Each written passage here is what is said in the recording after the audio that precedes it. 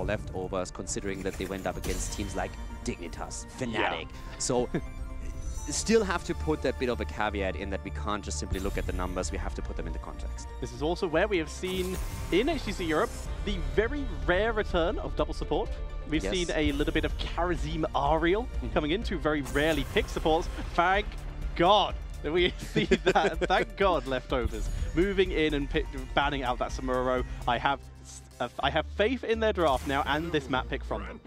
Early Malfurion pick here immediately from Granit Gaming. Now we highlighted him as one of the top supports for Granit Gaming. So far they were not able to grab him since he was banned out in the past or taken away. But now we're going to see Knappe on Malfurion. Leftovers, they themselves have now an opportunity to, of course, start the draft up maybe again with Blaze. There's a lot of things to consider. Hanzo, of course, first of all, is the immediate consideration on the map, right away. Blaze for the top lane, another one. Wouldn't mind seeing something along the lines of Garrosh, in this case, not Blaze, and Hanzo. Garrosh is another option. And I'm coming back to one other team. We haven't seen a Diablo yet. We haven't wait, really? Oh, my We God. haven't seen Medivh either. Granted, we haven't seen Inferno Shrines played yet, so that's where Diablo is even stronger, but we not seeing him on Tomb, for example, and not even seeing one of the teams trying to go for the combo is still a bit baffling.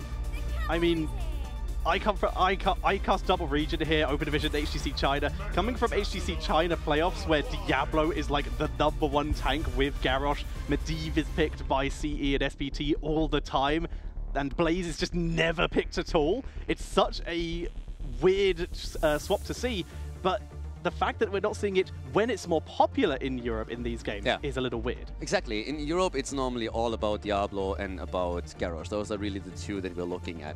And you can counteract Diablo. Teams have done that a bit more now, a bit more used to playing against him. Same goes for Garrosh, by the way. But they're still the dominant tanks here. But talking about the draft here, Granit Gaming again going into the Tassadar path. They are saying, okay, it didn't really work out for us on Tomb, but Tomb has more of a wave clear aspect to it that Battlefield of Eternity doesn't have to the same extent. So they also have Malfurion, which is even better. Could see them with a Stukov ban here, by the way, because that was definitely a huge problem for them in the last game. But they decide to go for Genji instead.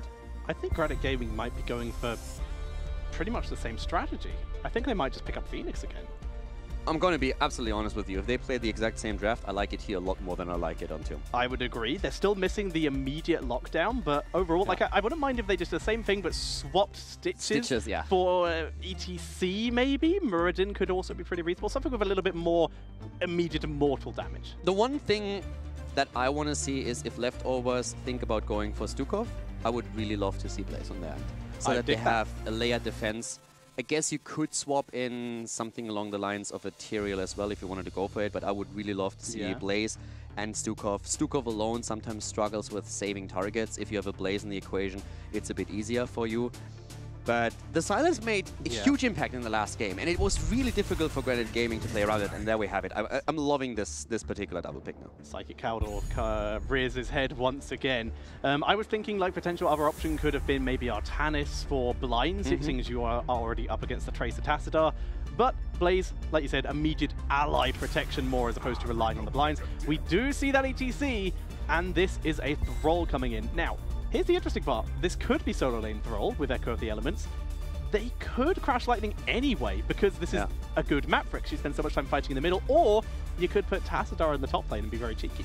Now, Thrall has basically been played, in Europe at least, exclusively with Echo of the Elements ever since the change came in on the Crash Lightning. But if you go Crash Lightning on any map, this is the map to do it. Maybe Volskaya, maybe Braxes, if you have him in the 4-man lane, or just any map where there's going to be extended fights and less other things to bounce to, like Infernal. Yeah, you have extended fights, but what you don't have is the extra protection, for, the nothing else to bounce to due to the Shrine minions. No, it's definitely true. Thrall is also a good pick here for them. The one thing that concerns me slightly is that from a frontline perspective, they're a bit on the weaker side. Tassadar can help with that.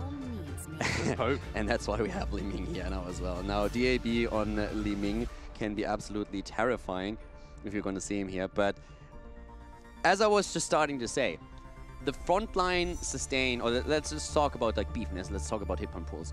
Thrall and ETC both are not really that powerful. They can't tank as much as a Diablo, a Garrosh, a Murden. So ironically, ETC, not that, even being a cow, not that beefy. Yeah. And I have ruined your train of thought. Continue. The train must continue. I missed that. That's the reason why I like Li Ming, because you can actually break through the front line. You don't have to set up a flank or try and get an engagement against anyone in the back line and try to lock Tracer down and get the kill there, start with the resets. But with the setup that they have right now, you can blow ETC up. The fun thing for me is Lauber himself on this particular battleground experienced firsthand how quickly ETC can die if locked down and attacked properly. So of course that's some good lockdown. Exactly. You still have the Chassidar shields. That makes things a little bit different and helps them out, especially when you go for armor level 4, which personally, even with Tracer, I would expect with ETC Thrall. But still, if you have a Hanzo, if you have Li Ming, and you have the setup with Blaze at the front, that's some blow-up potential for sure. It's a lot of blow-up potential, in fact. The counter is true on the other side, though. Sundering, Mosh Pit, the standard stuns, Pulse Bomb from Tracer. Even the Archon from Tassadar, if he wants to go for it, can add a little bit of extra, pretty decent damage. And of course, I would not hate Twilight Dream here, Caldor. There's a lot of burst damage on the other side. Not much that could be saved, Tranquility could save you from. Yeah, definitely. And I mean, we're going to find out right now as we are heading into game number 4, ladies and gentlemen. Currently the lead for the Leftovers with the 2-1 over Granite Gaming. Can they extend their lead? We're going to find out right now on Battlefield of Eternity. And spawning on the left-hand side, it is Leftovers, 2-1 up in the series. Hanzo played by Bakitli, Li Ming by Diaby, Garrosh by Lauber, Blaze being played by Potiboss, and finally Stukov played by Linked. And to the right side of the map, their opponent, the Open Division team, Granite Gaming with Nappa and Malfurion, Minecraft on Tassadar, Kieva and Thrall for the top lane, all for ETC up at the front, and Raid Boss taking off Tracer duty. And you mentioned it, it is Echo of the Elements. No China or a couple weeks ago, about a month ago, influence here with that Crash Lightning not taking the risk. So a little bit more sustain, a little bit more consistent poke, less damage. Now, what do you think about the Immortal Race here?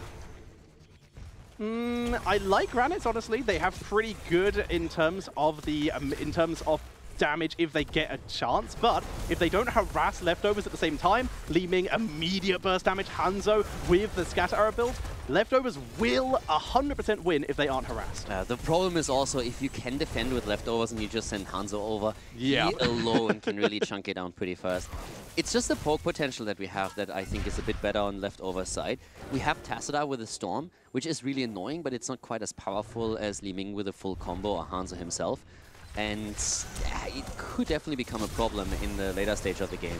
For now in the early game, nice throw here by Lauber, but the follow-up wasn't quite there. But it also put some pressure onto Ulf, and even with Gnappa being ready immediately with the heals, it was still a little bit tricky here for him. Top lane on the other hand, Kieva doing quite well against Potiboss in the early stages. Yeah, he's holding it together pretty well here. Good poke, also continuing to gain those Echo of the Element stacks. Already on 6. Hanzo, though, also doing well. 7 Scatter Arrow stacks already. Make that 8. Yeah, the top lane is actually really interesting to me here because so far Potiboss is having some huge trouble with this setup. Is now starting to be a little bit more on the aggressive side and putting his wave clear in. So I think Kieva just really connected with the Wolf and got a good couple of Wind Fury hits here in the early game. But for now, the bot lane is where most of the action is, of course, at. And Blaze, with a quick wave clear at the top lane, is now starting to rotate down. Sneaky. They're trying to get something set up here. Whereas only Raid Boss, though. Easy blink away. Yeah. Thrall, on the other hand, is now still staying at the top. But this is an easy camp now. Because of the 5 versus 4 situation, Leftovers got the camp. And now we are seeing Blaze rotate up top again. And he should be there in time to catch most of the minions, if not all. And Thrall, of course, didn't really have the leisure time to go for the top camp. So nice rotation from Leftovers, definitely giving them a slight advantage through the camp.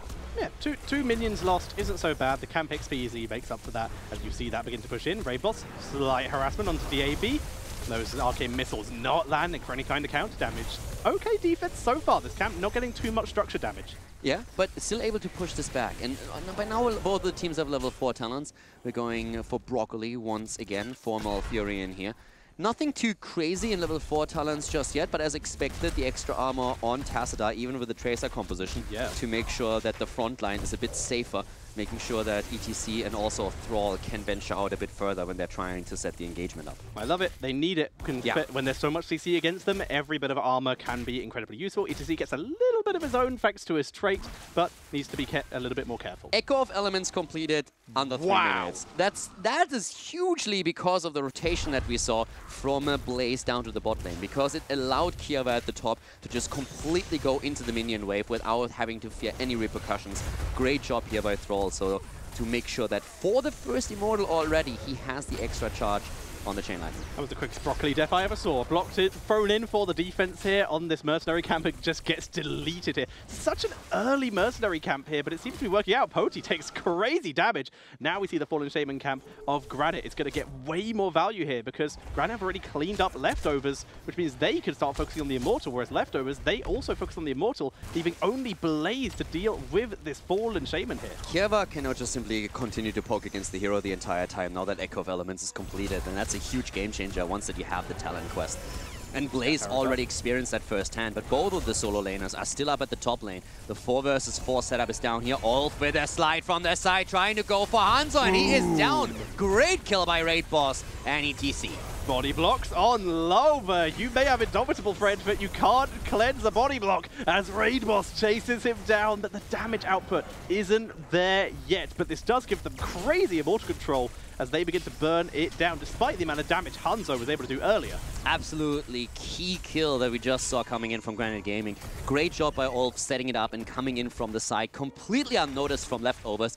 Blaze himself does not have the Immortal pressure to counteract that in any way, so he couldn't move in. But by now, Blake Kidney, of course, is doing the Hanzo things that we talked about earlier. And the defense is already strong, and the kill against Malfurion. What a great setup here with a jet propulsion set up, and then DAB says, thank you very much. Wow. That's a kill that I am happy to take. And there's another kill. DAB actually misses the arcade orb from point blank, but able to get the shot. He actually tried to get the kill against Tazada too. Oh, that would have been crazy. He wanted to go for a double kill. He knew that ETC was already a goner, and he said, well, if Tazada moves out and has, let's say, something available, let's say a shield, and wants to throw that on ETC and steps one step to the front, he would have died there as well. So that was actually a cool thought process from DAB, because with his level 7, now that we're having Calamity in, he knew ETC had no chance to get away here. I love it. Absolutely love it indeed as they continue to put the pressure on. The Immortal moves up to the top lane with Lova able to toss enemies into that Immortal stun. This is why Garrosh is so scary on this map and what led to the original kill on Ulf. And think about how this happened.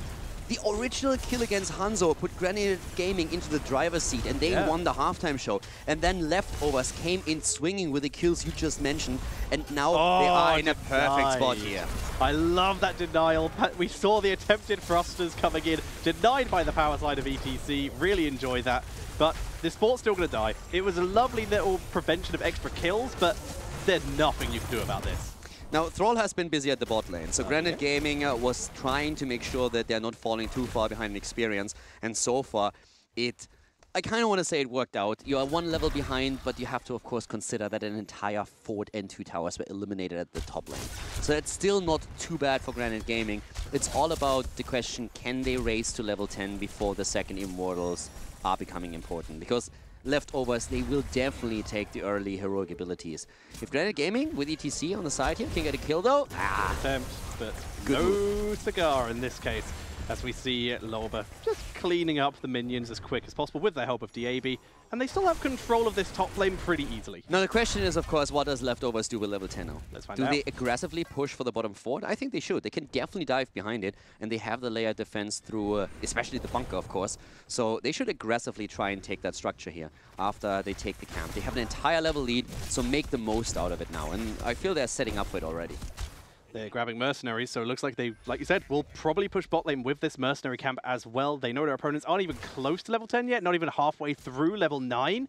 So it would be really risky for Granit to do any kind of defense, especially with a sneaky Poti boss getting ready. Yeah. Will Nappa spot him? I think that's in range to see him.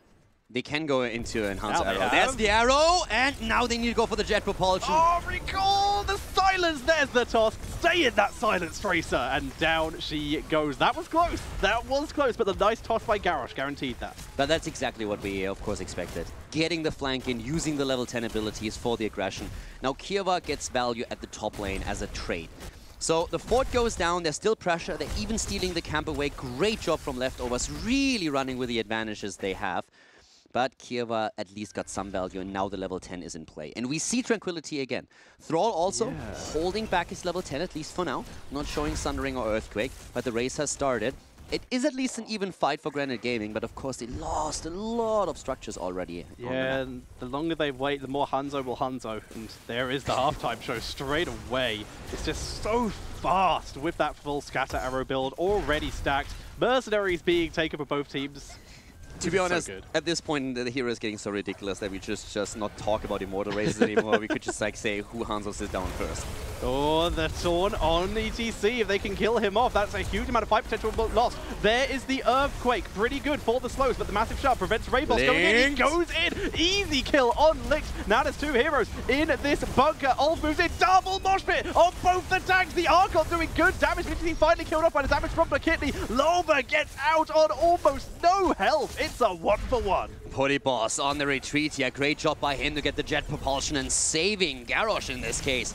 The trade happened, but the bot lane, that's the main concern for Granit Gaming. They need to rotate someone down because this camp is going to get value. Already knocking on the door as the Leftovers are trying to defend their own Immortal, and they're still ahead. No one, Granit Gaming, they killed the support and then did nothing about the Immortal because bot lane, they haven't even done anything about bot lane. They're just dancing around the issue right now. Just wait. They have to do something. There comes the lightning. Hanzo not moving up to the enemy Immortal yet, though. He's actually staying around for this, what will be a second 5v5 fight. Big stun. He gets in the bunker to dodge the bomb.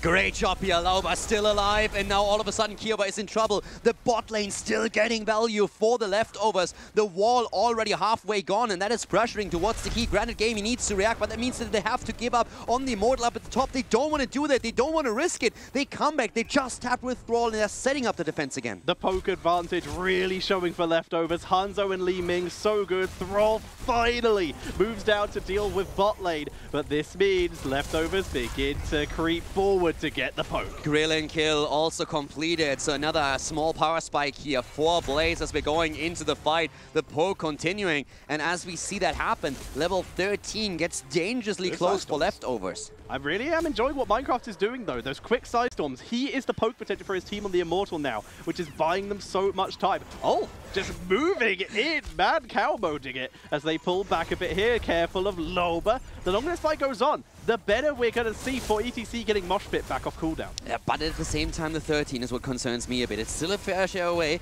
but it could happen during the fight here. Once again, Lauba with the attempt to go for him. Here comes the Earthquake. The stun is happening, though, as the counter crash is coming in. They're trying to go for it, but here comes the silence out. And once again, Kiewa's in trouble, trying to move out just quickly. The Archon already in backline, trying to get the damage out here. Ulf with the Mosh Pit, only heading one, heading two, as the bunker is used, but Blakitli moves away. The kill against Li Ming, though. Rainboss is being ignored. He shreds the backline of the team. That mosh pit interrupted by the Immortal stun, but it's enough. And Granit Gaming grab their first Immortal of the game. Bot lane is on notice. Level 13 talents just after the fight is completed. A few seconds earlier and Leftovers would have had the advantage in the fight, but Granit Gaming with the kills, Granit Gaming with the Immortal, and now of course they need to try and get some of the structures down here. Blaze with a rotation to the top lane real quickly, trying to put some pressure, maybe even onto the wall at the keep itself. He sees all 5 members down here. He can do this without too many worries, but no, he's rotating through his team.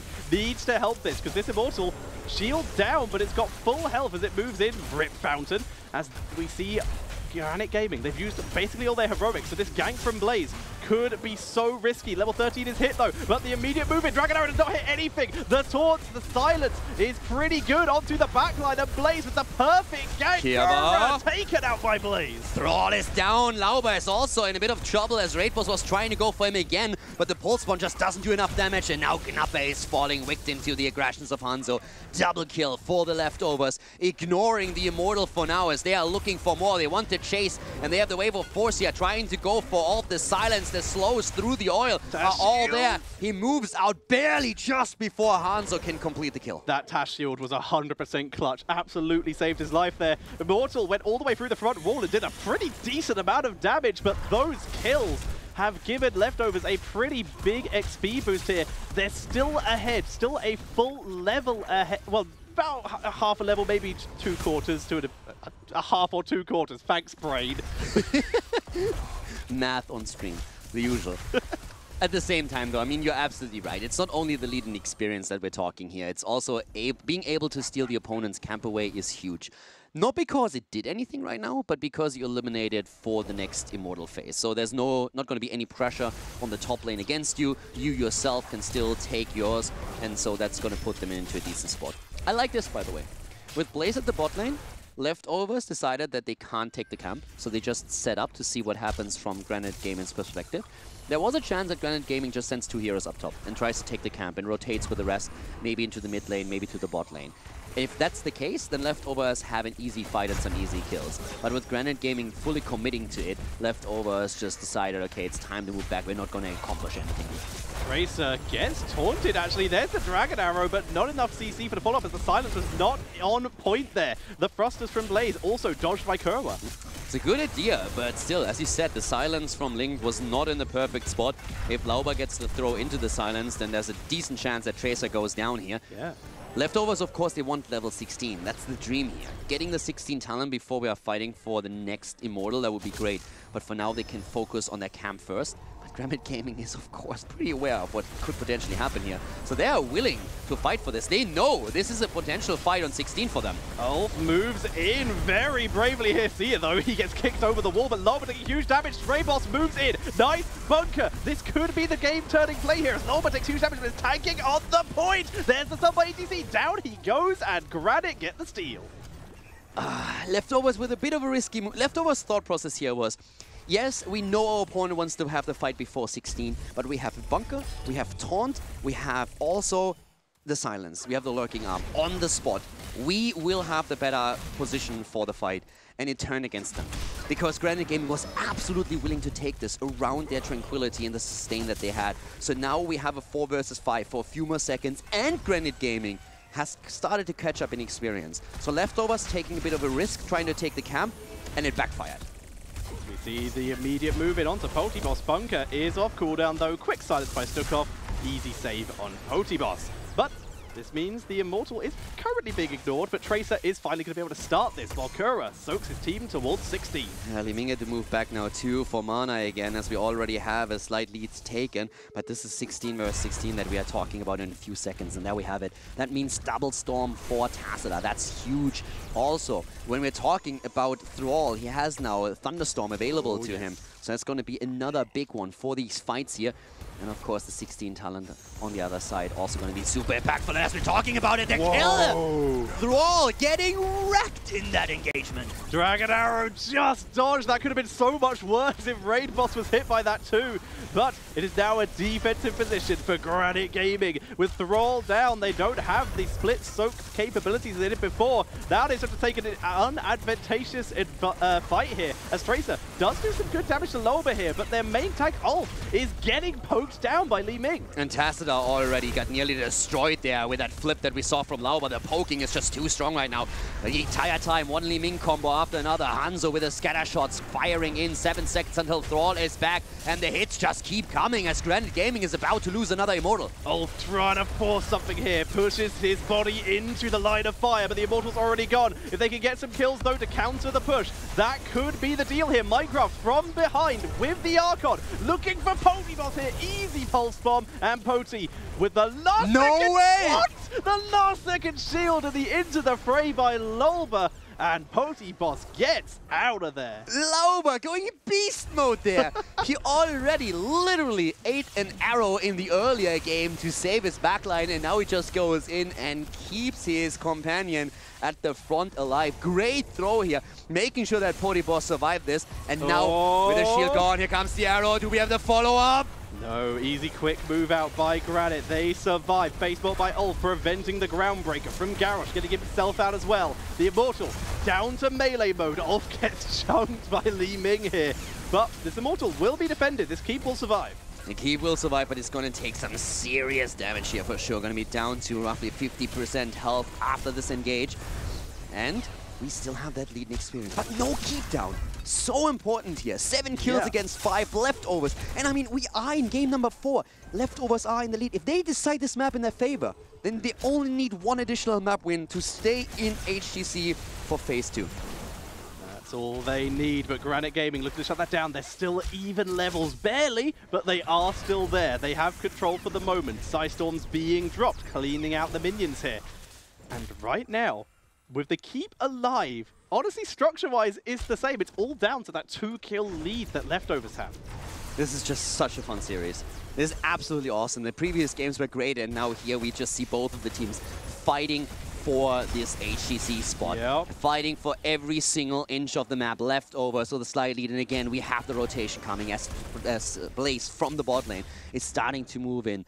Thrall actually trying to interrupt him, scouting this out. We have seen this as a pattern throughout the entire series, actually, that Portibos is looking for these flanks, and this time Kirva setting himself up at the side, trying to anchor the position of Granit Gaming and saying, hey, if he rotates in, I can spot him and maybe we can make a play ourselves. It's a clever move. It's working out for them at the moment as we see minions cleaned up. Mercenary already taken very early here by Leftovers, but it makes a lot of sense. It has a it's going into a lane where the front wall is basically already taken out. It's not as weak as top lane, obviously, but it's a lane that Granit don't really want to be in. They go for a double camp here, and they actually take both camps. And this is actually decent timing, because yes, now the rotation is happening, but it guarantees that you get the lead. Yeah, it but gives 3 you the seconds lead. on the Immortal, the immediate rotation down by everyone except Thrall to try and give them that quick clean on the camp so that they can fight. But like you said, complete opposite side of the map. Guess who's burning down the Immortal? It's Hanzo, as Loba begins to zone out, and they've left the Impalers. And while Leftovers, while Leftovers might have been a little bit early on the Shaman camp, we now still have the Impalers in action, and that is going to threaten the keep for sure. So there is a bit of a time on Granit Gaming. They will have to rotate someone down eventually. Leftovers also with the leading experience. This is a really important objective for Granit Gaming, because if they lose it here, not only are they going to lose at least the keep, they will also fall behind in talent, since Leftovers is 100% going to pick that early Storm talent. Kuro's getting some good poke damage though. He's finished his Thunderstorm already, so he is getting up there. Bot lane really worries me. They need to rotate taking damage. Tass is going. Yeah, Tass is on the way right now, and he definitely has to. He has the double storm, so he has that clear, but that allows the immediate snipe on the halftime show. Slight lead for Leftovers, but it's there. It's pretty close. Tracer was able to get a good amount of burst damage. Tass timing that well enough. That will clean up of this. One minion will do a lot of damage to the fountain. Might even take that down if the minion wave is not able to get aggroed onto it in time. Now we see both teams, defense position, clutch minion wave saved there, protecting that fountain, at least for the moment. Blaze already working on XP again. Lauba, on the other hand, is in trouble. Arrow had to be used by Blakitney to keep him alive. Maybe the kill, maybe against Thrall, and he goes down. Li Ming with the combo takes him down. The bunkers in play. Olf, on the other hand, is in so much trouble here. Blakitney wants it, but the Tassadar shield comes out. Clutch save once again on Granit Gaming's side, but they're already in a 4 versus 5. Blakitney's positioning there was beautiful. Opponent side of the map, hiding in their Merc camp area, as he was able to keep the great Dragon Arrow going, and that's good. There's the root. Moshpit immediately interrupted. That's such a huge deal. Down goes Ulf. And, well, this is almost certainly going to be an Immortal going over to Leftovers as they put the pressure on. Minecraft trying to do some damage with the Archon to turn it around. Tracer gets the recall out. Rainboss doing a lot of damage, actually, but the Immortal is ticking down. There's the bunker. That will guarantee it. DAB again with Beast Mode here, delivering the kills, and Blaze earlier rotation to the top lane, clearing that out, has also punished the keep even more. Top keep has lost a lot of hit points in those last engages. But now we are having the Immortal, of course, and that's the big one. They're still chasing. They're still trying to see if they can get a kill against Snap. The arrow! And barely! No, he goes down after all. Malfurion is dead. Kirva using Earthquake early. And now this could be the disaster. ETC will be back for this, but without Malfurion, this defense against an Immortal with 50% shields and the Storm talents is going to be incredibly difficult. That was risky, the moving in there, because Massive Shove was down. I don't know if you saw, but Stukov got bunkered, where he accidentally Massive Shoved while coming out of the bunker. So he didn't have that heroic, and yet they still went in, taking the risk of getting turned, of not having that disengage tool. But with the keep down, Immortal still with a shield even, and Tracer is dead. They're going for more, looking for Ulf, but he will tank through this. He will make his way back to base. but the Immortal is taking down the core right now, Caldor. The Immortal is going in. 2 heroes down. Malfurion back in 10 seconds, but I don't think it's going to matter anymore. The core is falling. Ulf trying to get some hit points back, but only the God Mosh Pit could prevent this one. Not even that. Mosh Pit's off cooldown. Immortal itself is just too much. 10%, and this, ladies and gentlemen, is it as the leftovers take the game and take the 3-1 lead over Granit Gaming.